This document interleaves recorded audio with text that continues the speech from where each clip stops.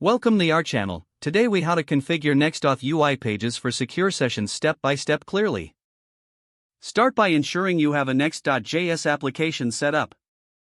Install NextAuth.js by running the command in your terminal.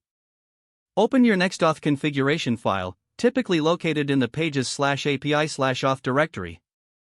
Import the necessary providers and session options from NextAuth. Define your authentication providers based on your application needs.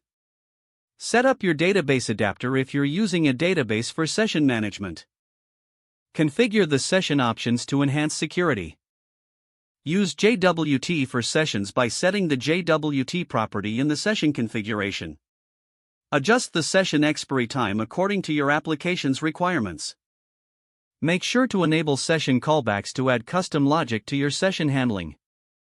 Incorporate environmental variables using .env.local for sensitive values like client secrets and database URLs.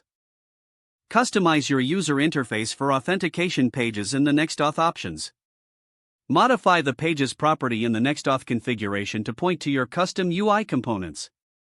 Create your custom sign-in page in the pages directory. Use Next.js built-in API for handling form submissions on your sign-in page. Test your UI pages thoroughly to ensure they handle sessions securely. Check for session persistence by logging in and refreshing the page. Ensure to handle error states appropriately within your UI to provide feedback to users. Review all your configurations for security best practices before deploying. Consider implementing additional security measures such as CSRF protection and rate limiting. Deploy your application and monitor for any session-related issues post-launch. If the page does not load, refresh the browser or try again in a private or incognito window. Make sure you are using the correct email address, then retype it carefully to avoid small typos. If your password is not accepted, use the reset option and create a new strong password you can remember. Check your spam folder for verification or security emails, then complete any requested confirmation steps.